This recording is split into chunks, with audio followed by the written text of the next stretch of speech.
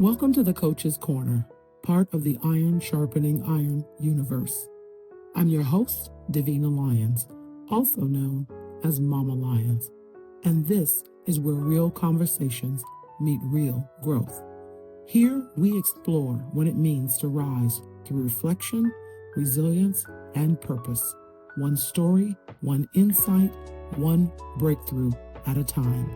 Whether you're a coach, a leader, or simply on your own personal development journey, this is your space to reflect, identify, stand, and emerge stronger than before. So grab your notebook, take a deep breath, and let's rise together, right here in the Coach's Corner.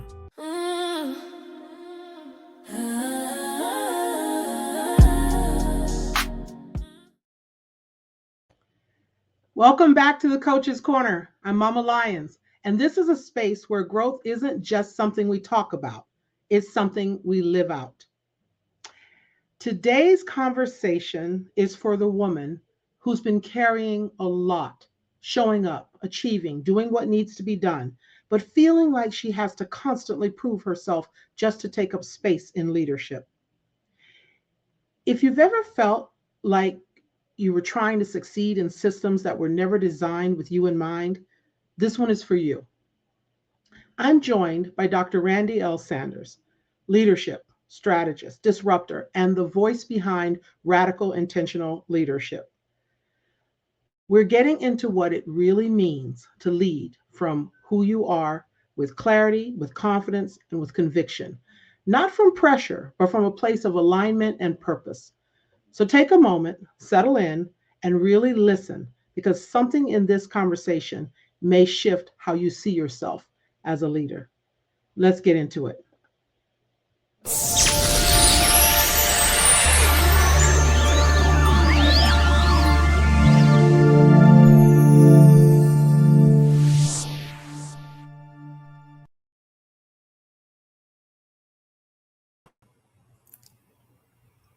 Hey, Doc, how are you? I'm well. How are you? Great, great. Welcome, welcome, welcome to the show. Thank you. This is a real treat to have you. So I know for some of you, you may remember we were going to do this a while back, and inclement weather made it really hard. So Doc Sanders is back. She is back. And I told you she would be. I told you she'd bring the conversation. And I'm very excited about it because I think this is a conversation right now that we really have to have. So, again, welcome everyone who follows the Coach's Corner. And we're just going to let's get started. So for listeners meeting you for the first time, who is Dr. Randee, and what do you mean when you say leadership isn't inherited, it's intentionally designed? Well, let me thank you again for allowing me to join you on the Coach's Corner. I'm so excited and I'm grateful that the weather is better in my part of the world where I'm actually able to join in. I Right. was looking forward to this conversation. So I'm very grateful to be on your platform today. Who is Dr. Randee? At my core, I'm a leadership strategist. I'm an architect for women who know that they're meant for more, right? And they refuse to lose themselves to get there. So I am a disruptor of outdated, what I like to call outdated constructs, right? Those societal constructs, those traditional norms. I'm a designer of the life that I truly want to live and fully embody. So that is Dr. Randee in a nutshell. I have my own firm, CEO and founder of R.L. Sanders and Associates, and we focus a lot on a framework called Disruptor, Designer, and Embody Her. And as you can see in my shirt, I have a community called D&D, Design Not Default, right? I want you to design your life rather than defaulting. And typically that's how most of us, I would say all of us, usually default in a career. If you really think back to when you first started your career, someone told you you need to get a degree and get out there and start working in some field. This is for men and for women. And we choose it and then we get in it. And then sometimes we just continue down that pathway, which may not align with our particular passions and values. So That's the whole concept behind design, not the fault. And I think Mm, that one should design the life they truly want to live versus defaulting into something that either by circumstance or someone else chose on their behalf. So that is who I am. But when I talk about leadership, when I say leadership is inherited, because I think that was the second part of your question, I'm mhm, challenging the belief that leadership arrives through permission, through titles, by proximity of power, kind of what I was already sharing, right? Like these societal constructs. Who told us that mhm, we had to do it this way? What if mhm. I want to do it my way? But no one Right. really comes, we don't come out the gate thinking that way. So for me, leadership is designed through intentionality, Mhm. how you choose, Love that. right? Love How that. you want to respond, how what you do in life, how does that align with your values and your actions over time? Because to me, the most powerful leaders that I know, um, they didn't stumble into leadership when I think about it. They designed it on purpose. And that just comes with time. Mhm, mhm. Mhm. That's so true. I love that. I was thinking as you were talking about my own journey, and I sort of naturally gravitated to what you're talking about just from experiences, Right. from trial and error, from living and finally saying, enough. I'm not, because I started in corporate in my early 20s. Hmm. And I look back on the way I was treated by certain individuals who were in leadership at the time. And what I realized is that they saw my power before I saw my power. And Mm. so they had to dampen it in order to keep their positions safe, so to speak, or at least that's the way I believe they thought, their own insecurities. And so I realized that no, I'm going to be me. I'm going to do me. And I went through the authenticity era, as I call it, and then Yes. and now I'm on the resilience era. But one thing for sure, I figured it out, and I figured that I'm not shrinking to make you bigger, and I Right. think a lot of people do. Yes. Um, and something else you said that really I resonate with as well is that people influence your life and tell you what you should and shouldn't do and how. And those people often are people we love Right. closest to us, Hmm. our parents or grandparents or whomever in the family who thinks that they know what's best for you, but they may not know your gift, your abilities. They may not know the things that you are yet to produce in life. And so steering you in a different direction takes away from what you really can be and do. So I totally Yeah. agree with where you're coming from, and I think it's awesome. So let's talk about it. So you call yourself and I hope I say this right, alchemical. Why I Mhm. struggle with that word, I do not know, but alchemy, right? Okay. Alchemical architect and a designer of liberated futures. I love that. What does that mean in real life terms for a woman leading today? So let me just point of clarification. I'm not the one who called myself designer liberated futures. Someone crowned me with that, and I said, "Oh, you know what? I receive it." I said, Okay, sure, that's okay. how you see me. I appreciate it because I do want you to be liberated. I do want you to design I your like own it. life on your Right. own, your own choices. So thank you. Yeah. Thank you. I'll receive that. So for me, you were correct. It's alchemical architect. To me, in real Okay. terms, it means transformational or transforming pressure into power. Right. If you break it Okay. down, alchemy is about transformation and architect is about design. So my work sits right at the intersection of dismantling what no longer fits. And that's outdated roles, that's outdated systems, that's outdated identities, inherited expectations, survival based leadership. Because if we all really honest, Mhm. we've been in that space of survival, right? Our leadership, what got us Absolutely. here won't necessarily get us to our next level. And what we've had to do sometimes was based out of survival. And I appreciate you sharing that even how our upbringing shape us, because you're spot on with that. It is Hmm.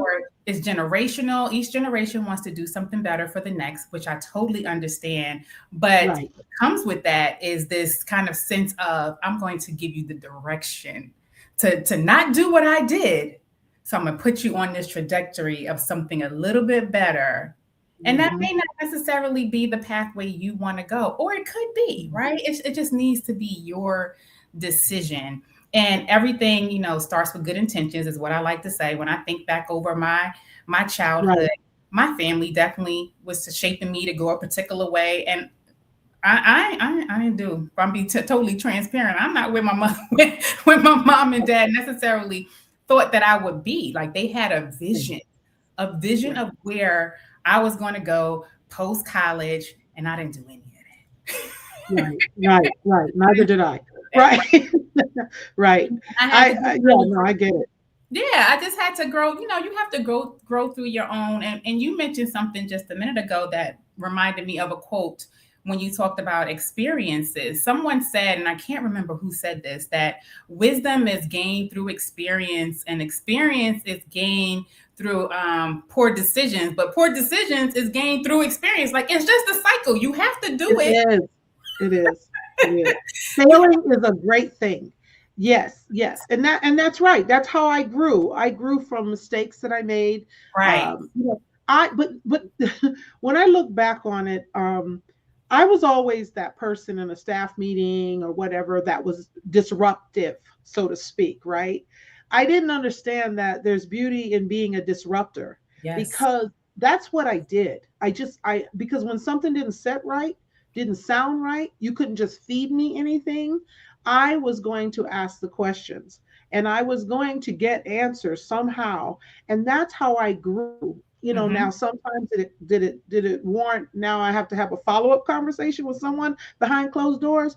Yeah, probably. But most times I still walked away feeling good about myself because I think that's important. As I grew, as I got older and became more firm in my confidence, I didn't say anything unless I could back it up. And I think that's a part of it as well. I mean, there's so many nuances to this, right? And, Absolutely. and for younger people who may happen to listen to this, or you're in a position in life where someone is giving you advice, I think it's important that you understand that it is, like Doc said, it's with good intention. It's Absolutely. with good intention, but you also have to exercise your own um, intuition. Correct. You have to know when something doesn't feel right. Because if it doesn't feel right, most times it's not right. And that's the part I think that a lot of people don't necessarily hone in on. They're just living in reactive mode versus Mhm. being intentional and proactive. Survival. So, It's yeah, still survival. survival. I feel like Right, people are just operating in survival mode majority of their life, and right, they disregard what their gut is saying, because that is your instinct is your gut. right. I'm telling Is you, your your gut? intuition is your gut. And when you feel that Yes. nudge, if we knew what we knew now when we was younger, we would have listened. But that Mm, comes with time, that comes with learning experiences. I would even say the circle that you keep, right? The individuals that you for engage, sure. they will definitely help you sharpen that saw and tell you sooner rather than later, listen to your gut. Right, Listen to your gut. And honestly, being a disruptor, people hear disruption and automatically put a negative connotation. right, And it doesn't have to be. right. I love your example, Yeah, because you're going to speak up, you want to speak truth to power. You're very sovereign in who you are. You're very true. You know who you are, who your true self is, and all of a sudden you're labeled as this disruptor who's just changing things. I am disrupting things because I want things to be better, or I yeah, want to make things more excellent, not necessarily yeah. shift how you perceive things. It's just Right. another way of looking at it. So it's that intentionality that's behind it when it comes to Absolutely. leading in this space. And, like I said, being sovereign. And for me, it's liberation. It's the freedom. Right, You feel free. You want to be able to show up as your true self in all right, spaces, not just in right, your career, not in your entrepreneurial ventures, but in your personal life, with your right. family, with your friends. You want to be accepted for who you are. And it's so hard because I think that there's so many layers, one of which is culture, ethnicity. There are things that people, you walk in the door with some barriers, as much as people don't want to say it, but it is depending on who you're dealing with. And when you become a high achieving woman, when Mhm. you are someone who is really making things happen, hey, there's always going to be some haters lurking in the shadows. There's always going to be someone out there who wants to, again, kind of diminish your power so that they can have power. So this is really what you're doing is super important, especially for a woman, I think, who's already feels like she's at that pinnacle, or she's in a, she's high achieving, she's making things happen, but at the same time, at what cost? At And what this cost? is where, at what cost? Because I know that and your work aligns a lot with what I'm doing, but I'm doing it specifically with educators. I'm working Mhm. specifically with people in the education field more so than anything. But it's the same thing. It's like you go, and then one day you wake up and you're like, what is this all about? And how much of my soul have I sold, so to speak? Right. Um, That part. That part, right? So it's and it's a shift of the mindset, because you will go through those, you will have those questions as you are freeing yourself, is what I like to call it. And right, this thing, before you can truly design, it's this whole psychological liberation that you have to do before you can even design. So right, you're not abandoning responsibility, but now like I said, taking back your power. You're leading without all of the extra additives of performing or apologizing for who you are, right? Or right.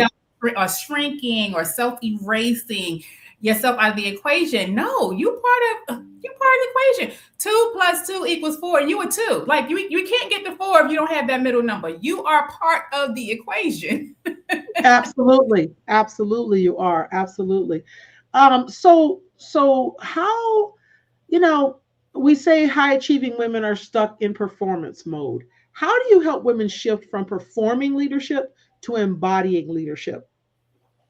Yeah, again, that goes back to the whole psychological liberation. That's why in Okay, my framework, disruption is the first stage. okay, What I've experienced and what I've learned is that high achieving women are looking to elevate, like I said, either in their career or they're looking to start their own entrepreneurial ventures.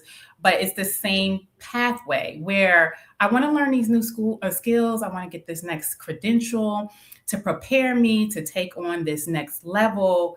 But then right here in the mind, we have yet to even give ourselves permission to truly see ourselves great, mm. So right? doing the self work. Doing the Okay, self work. So that performance based leadership is rooted in proving, it's rooted in pleasing, it's rooted in perfecting. Because again, if we're honest, think back over when you enter the workforce, even maybe younger, they always tell mm. you to find that mentor, find that individual that you kind of, Right, you want to yep, emulate, or someone you look up to. And when you do that, we are observing how they operate and kind of taking in some of the steps of how we may want to perform, start shaping us. Because if I show up like this individuals, then I might get to this particular level.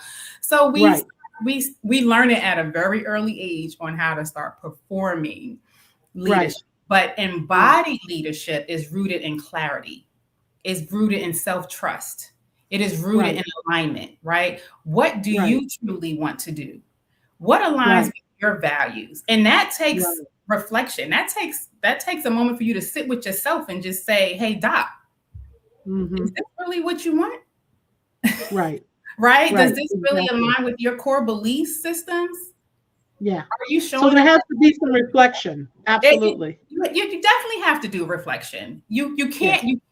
It's impossible. And I know people they don't like to say impossible, but take the impossible, make it impossible. Okay, it is Right. impossible to truly design your next level if you don't take a moment to reflect on where you Right. currently are, because you can't skip these steps. You cannot Hmm. skip these steps. You So for cannot. You me, cannot. it's been my experience that the shift begins when women recognize where leadership has become a survival strategy. Because I'm telling you, Mhm. we've been surviving. First off, we're women, and then I can women of color as well. We Right. have all of these things stacked up against us already. So if we can shift out of Absolutely. survival strategy and move more into expression of identity, then we Right. can really start embodying who we want to show up as each and every day. And as you're talking, I'm thinking about women who are and I'm talking about, again, women who are in these higher roles, the high achieving roles, C-suite, even women of color in those situations have to. I don't know about them, but I remember when I started my career, and again, I started in corporate immediately. I skipped the fast food and all that kind of stuff and went right into office environment at a very young age, and felt like I was pretty much bullied by some people Mhm. back then because I was a young girl. And at the same time, um, my natural way of being, sometimes I was constantly labeled aggressive, Mm. not assertive, Right. aggressive. And so I Yes. think, depending on where people have the journey that they've traveled in corporate, or, and I keep saying corporate because that's what I know, but Mhm. in any arena, to get to the top, there's a lot of peaks and valleys, and in doing so, you experience things that you sort of take with you.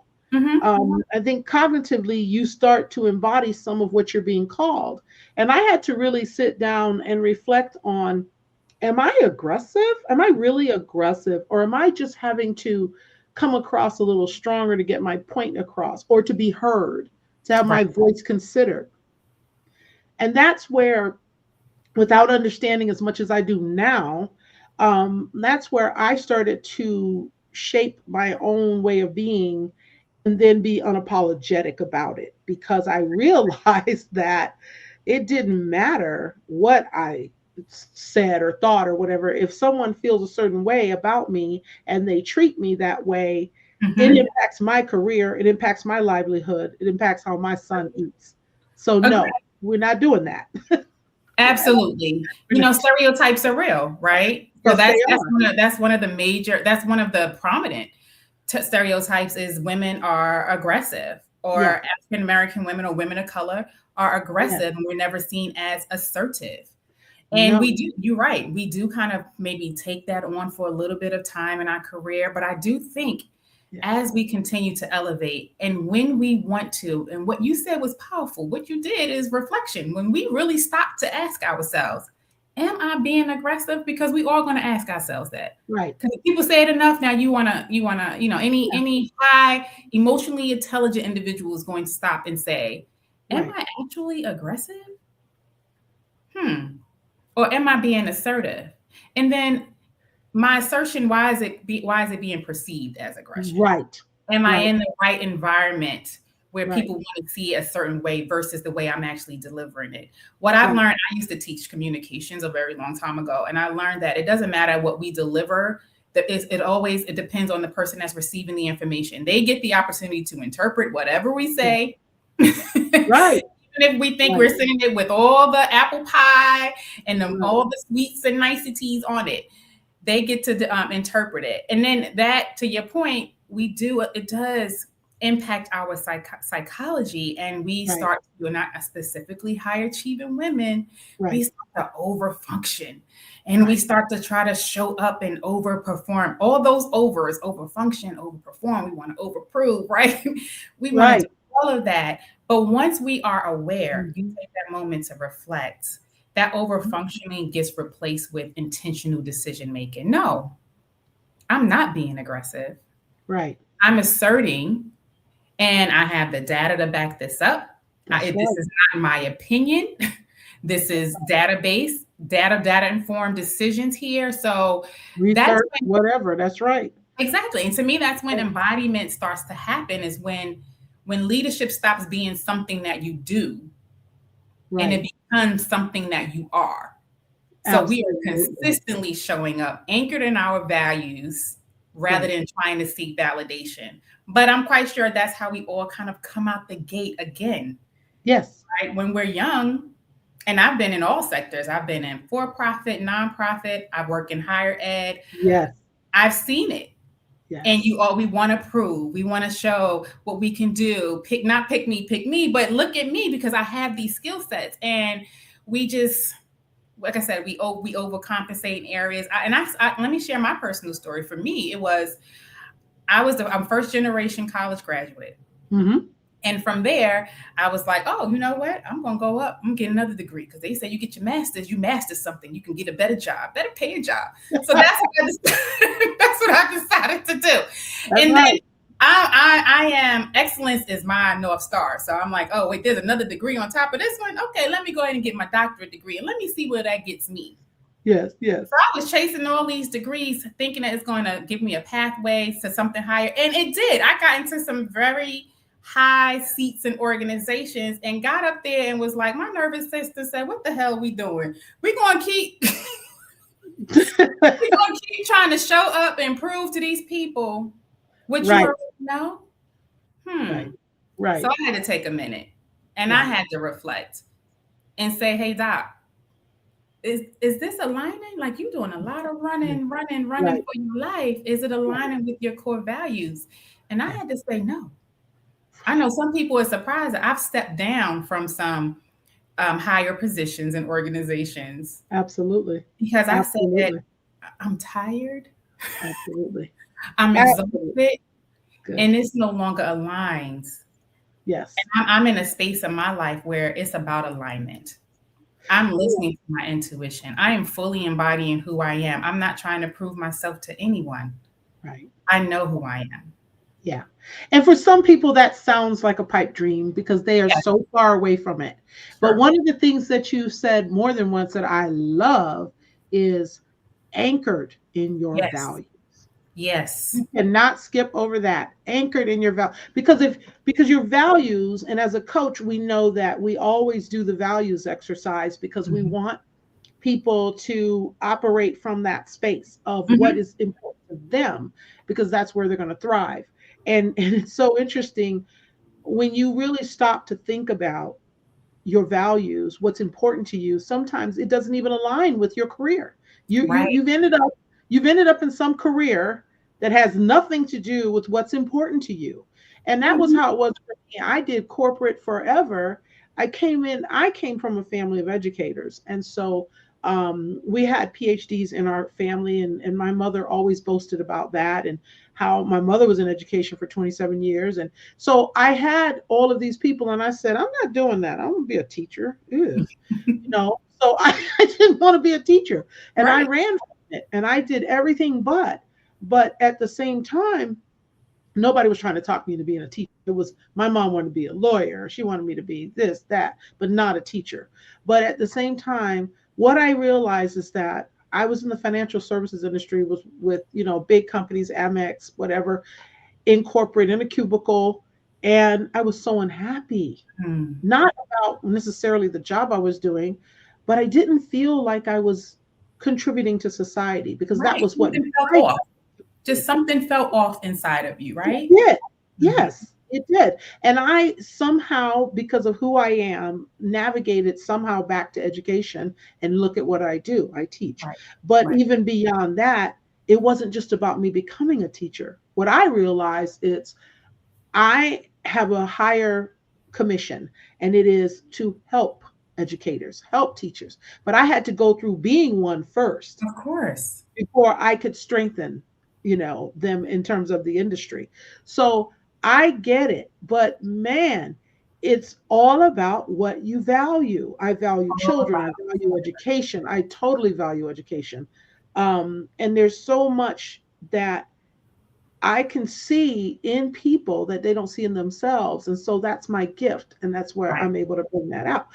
But again, that's the first step. Like you said, not only is a reflection, but it's about what's important to you, What's what important to really matters, like you? Yes. intrinsically matters, right? And And so, yeah, go ahead. now I was going to share and also give yourself permission Hmm. to chase what aligns with you. I think Right. that's also a stumbling block for high achieving women is where Mhm. they're seeking permission externally, permission from your superior for the next promotion, but bet on yourself because you know you better than anyone else and you Mhm. know what your values are. And I love that you shared that you are focusing on your value system. What exactly Mhm. do I want to do? And you know that is teaching. I too, as well, I still, while I have my business, I also still teach in higher ed. And the reason Mhm. why I teach in higher ed is because I know my gifts is to empower, inspire, and mentor. And I'm utilizing my gifts across all platforms that I am Right. engaging with. So I am pouring into these future doctors because I facilitate doctoral candidates to get their doctoral degrees. I am Nice. pouring into those individuals to achieve something that they desire in life. And that makes me smile on the inside and outside. I am Absolutely. helping or supporting high achieving women get to their next level, either in their career or their entrepreneurial ventures.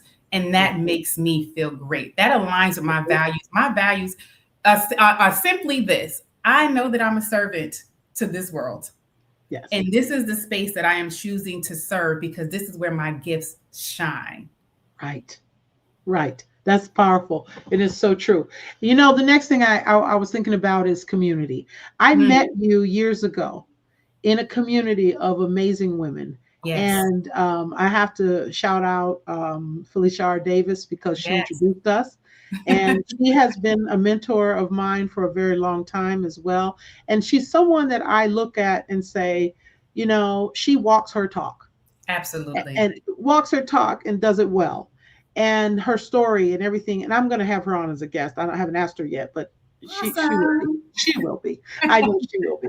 But actually, when I think about community, we've talked about one side of it, but there's the other side. Because along the journey, for someone listening who has experienced what we're talking about, but there's what you want to make sure you value is those people that are coming alongside of you who are doing the opposite, who are encouraging you, who are pointing out your brilliance, who are Right. saying, you got this. And Hmm. I had, for as many as detractors, I definitely had those people as well. And Right. those are the people that became the wind beneath my wings that kept me going to the next level. So we want to definitely, you know, talk about that too, because I think that's really important Agreed. to acknowledge the people that are encouraging you in I life. agree. I agree. Community is essential in getting you to your next level.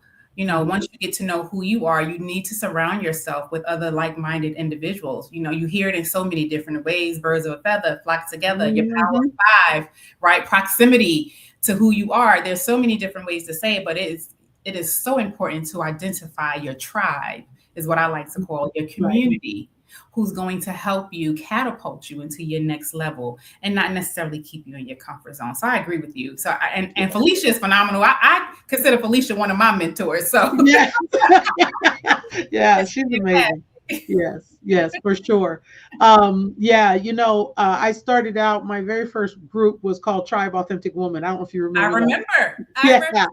and because I too love the word tribe. Then I got Yes. feedback saying that it might be appropriating or something. Anyway, I changed the name because I was like, okay, that's not what I meant. Right.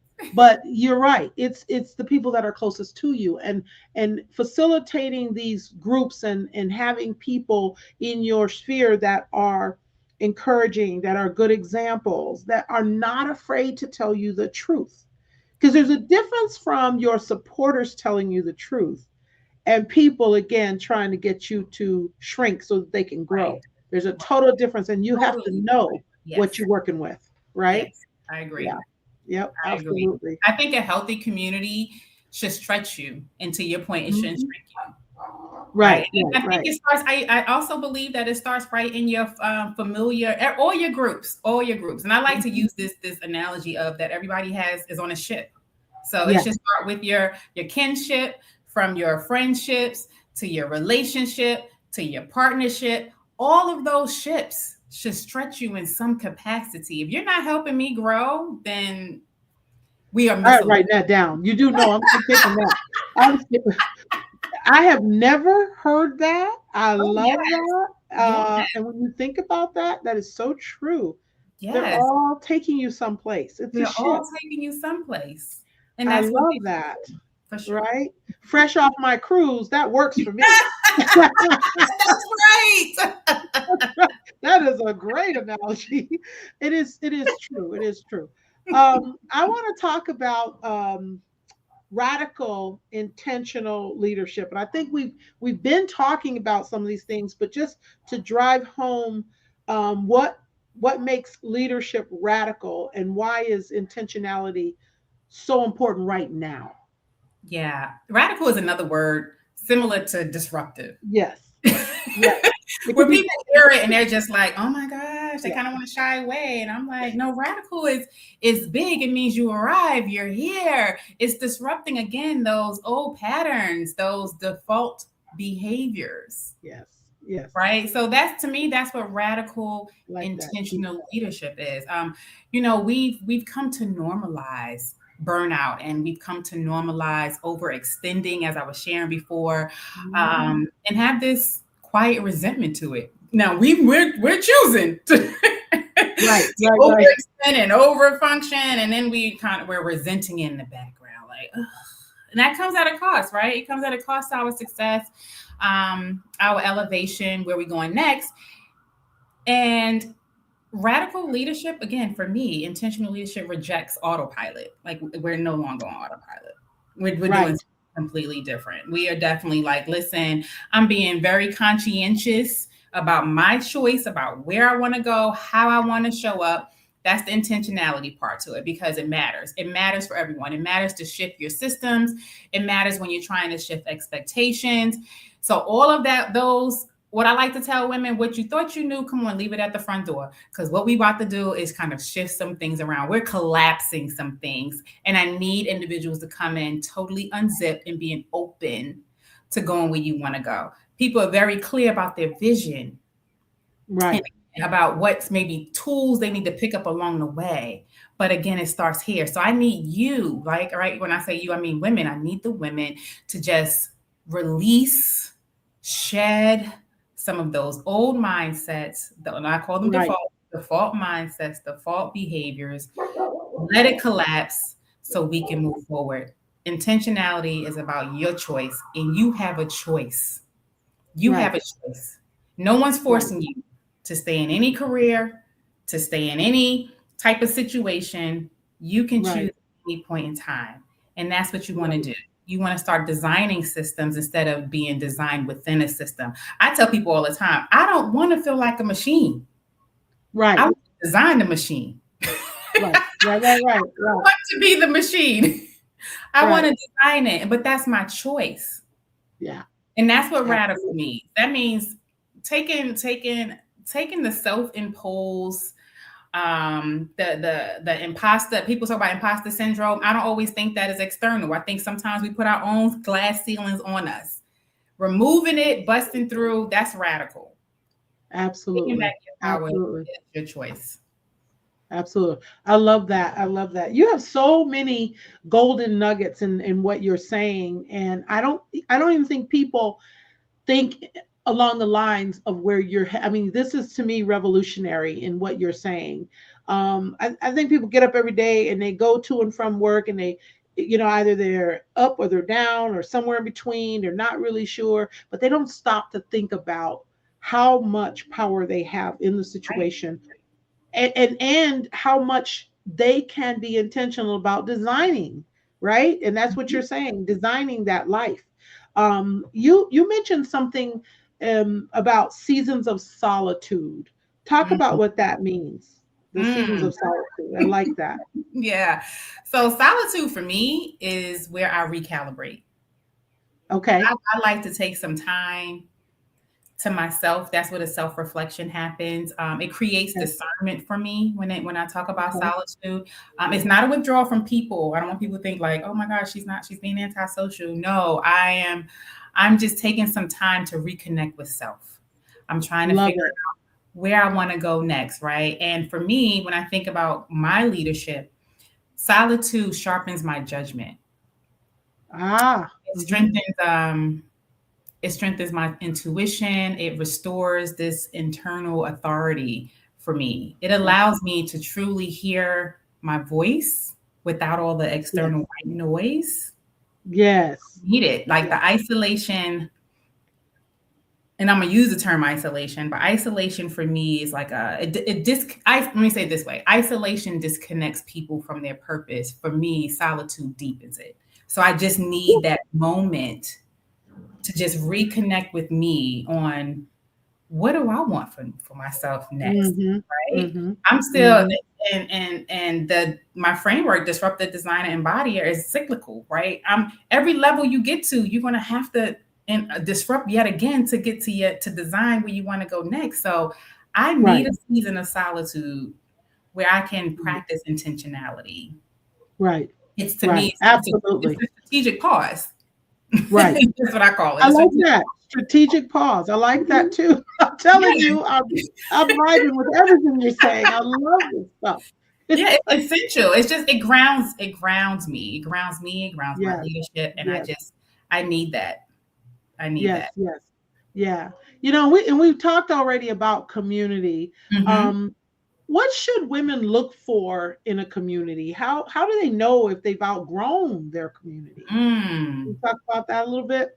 Yeah, I would say it's been my experience. Women know that they've outgrown their community when they're required to shrink, when they're Mm. required to explain, when they're delaying their evolution and they no longer feel a Ooh, I sense like of that. belonging. I think you've Ah, definitely outgrown your community because, again, like I said, healthy communities expand capacity, right? They're not here to say manage that it, again for anybody who didn't hear that.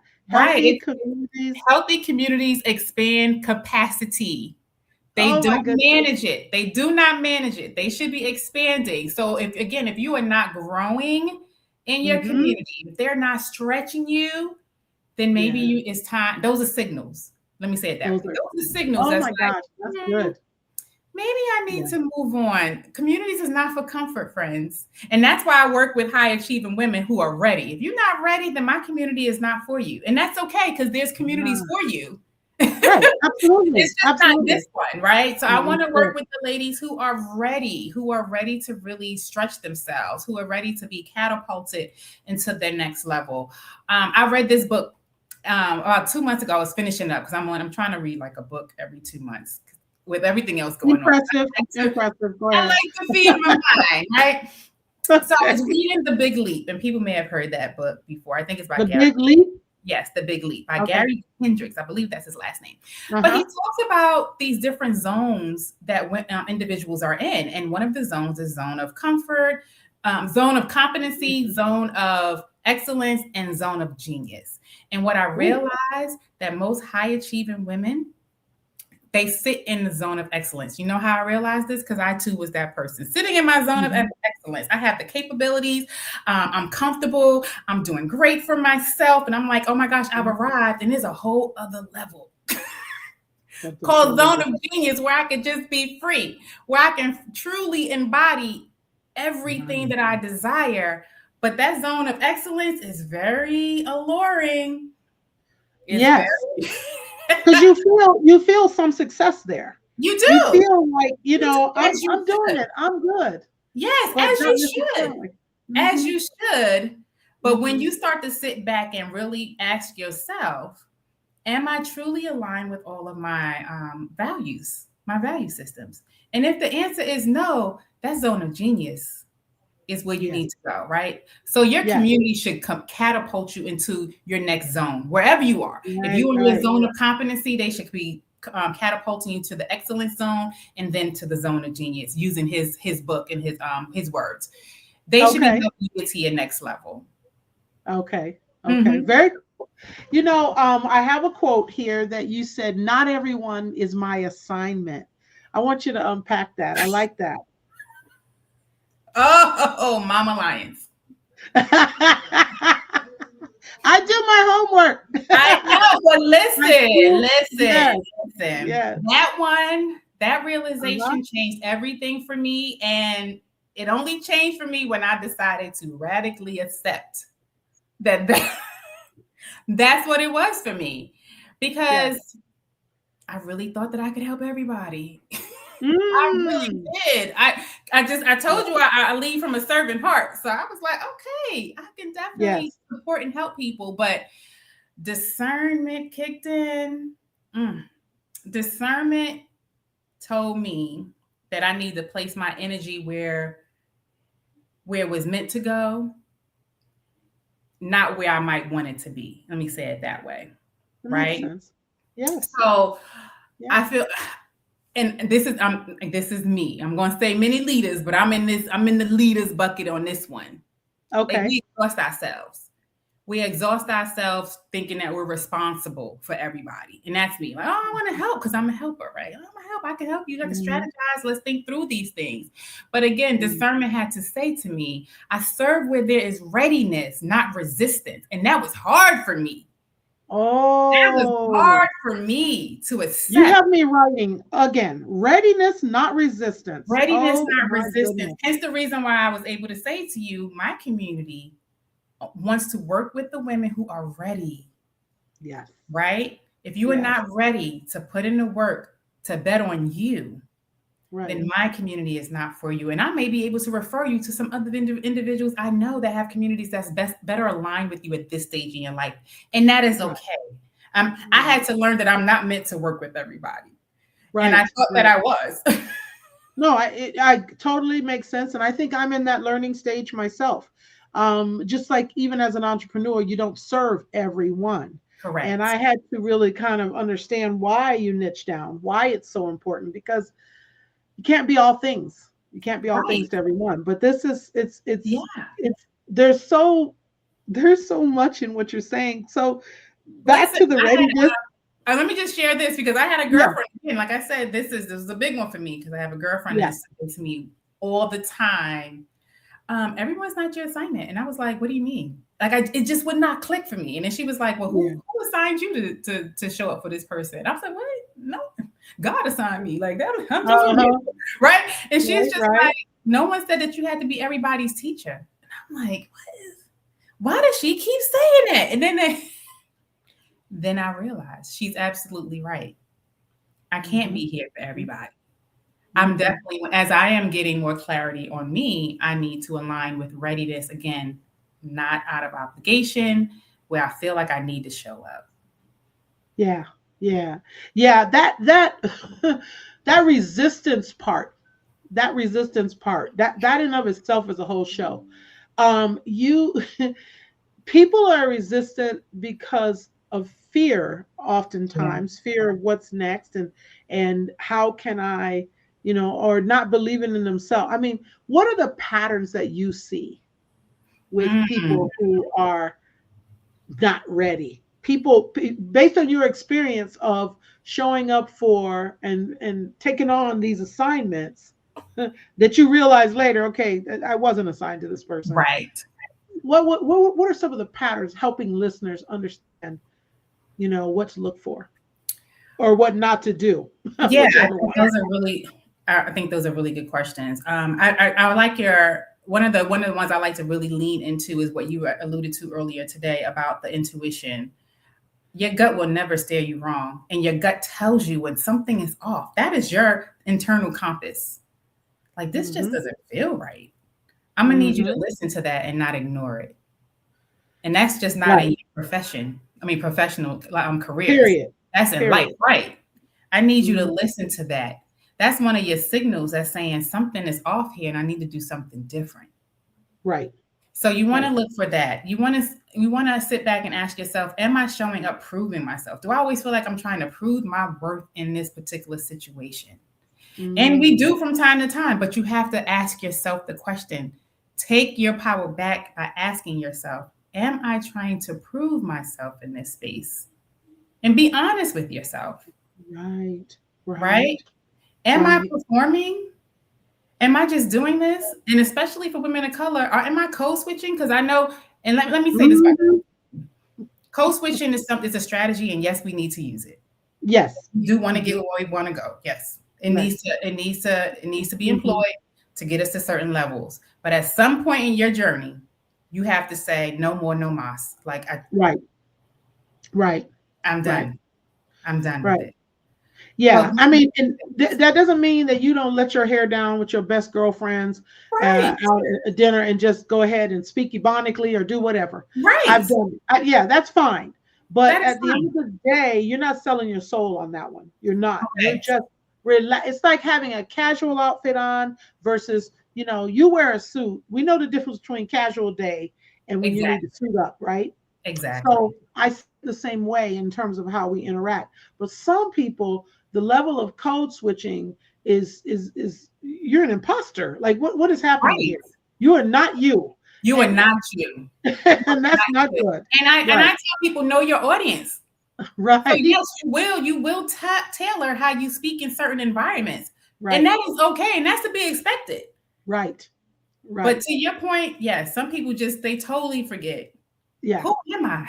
Right. What's that Because song? you're being someone else. You're Eminem trying with the to, real Slim Shady, please stand up. Like, I need right. you. Hello, where are you? Who are you? Oh God. And when I see it, it's painful. I want Uh, to go back to something else you said that is so true, in terms of oh shoot, did I lose it right out of my head? There was something it'll come back. I think I lost it, but there was something. But in the meantime, we need to tell people about your Disrupt Her Mindset Reset Masterclass. Let's talk yes, about that. yes. So, the Disruptor Masterclass is a 90-minute intentional interruption, is what I like to Mhm. call it. So, be prepared should you choose to enroll, and I hope that you will. We are going to interrupt things. Everything that you know is going to stay right on the other side of that door, Okay. because we changes some mindsets as we enter into it. It creates awareness around your patterns that quietly drain your energy each and every day. So we're getting some clarity on that. It's Mhm. giving women the language to name what they are ready to release, right? Right. We're gonna be very vocal. We are releasing, we are shedding some things, we're relinquishing some things to get to the next level. So I call it an experience. It's designed to reset your orientation, restore your alignment, and activate movement. That is what the Disrupt the Masterclass is. It's not motivation. Right. It is not Right.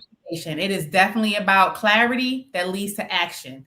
Right. You will be activated in this Yeah. particular masterclass. And I'm running this one specifically a couple times in 2026, because Okay. this is, to me, this is the foundation level. Like, you got to break free before you can even design where you want to go. And embodiment means, oh, I'm liberated. To hell Okay. with anybody trying to say who I am, because I know who I am, right? And Right. before you get to that, you have to disrupt yourself. And that's why it's disrupt her, right? You got to disrupt who you are. I had to do it, and I've disrupted myself multiple times. And also, let me say this, give yourself some grace. Yes. Please Yes. give yourself some grace. We're not perfect and we're not seeking perfection. No. We just need to make the decision to Right. move. It's Right. your choice to do Right. something different. Right. Right.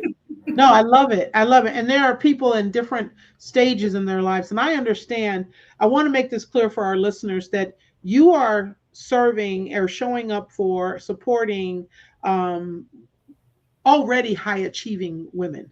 So Correct. you said, this is something that so don't think you've arrived, you're in the ivory tower and you have it all together. And how you know you don't have it all together is how you feel when you lay your head on your pillow at night. It's how you feel when you walk out those doors.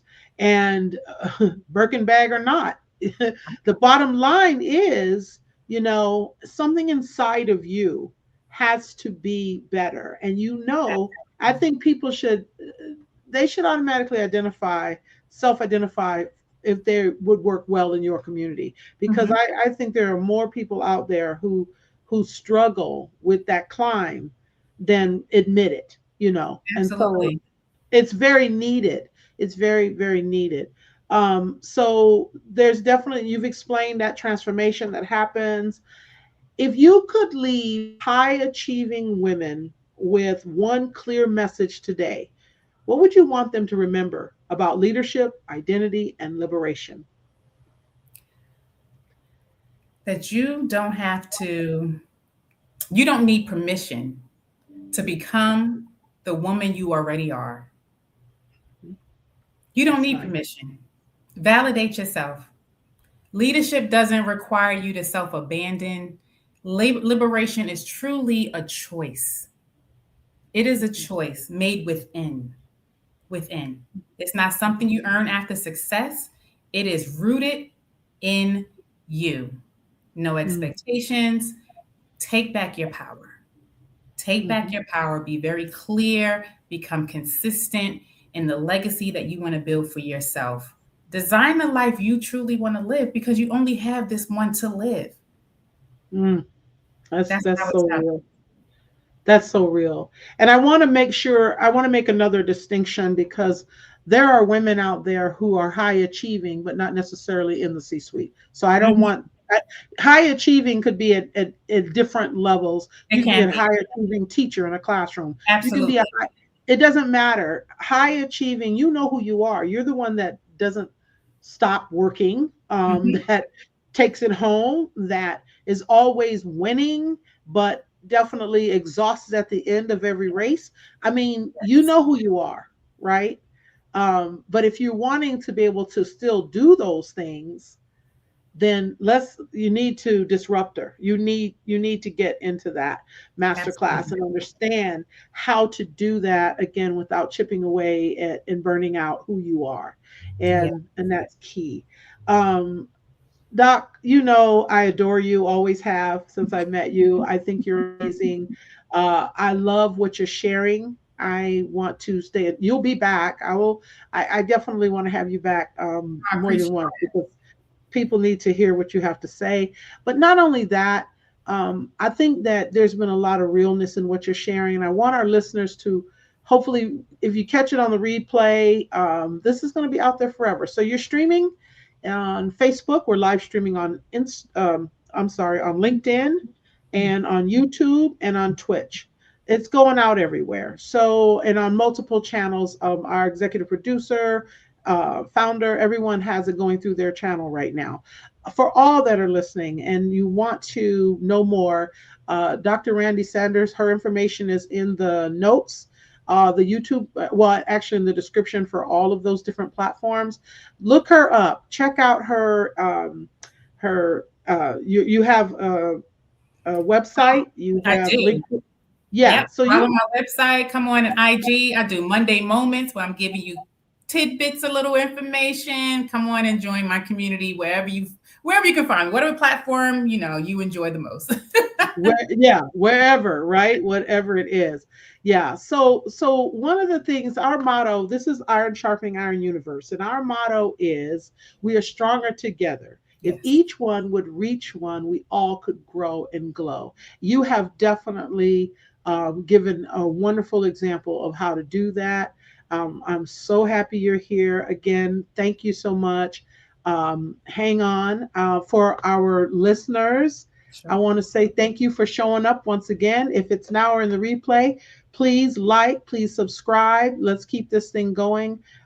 This type of information is just super important to help build people up. And now more than ever, we all need that support.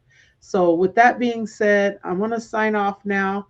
And if there's anything else you want to say, I think you ended it very well. Yeah, I just want to say thank you again for the opportunity. Thank you so much. So it's been a great conversation, one that I could have for hours probably because you're speaking my language. Anyway, okay, that's it. Say bye bye.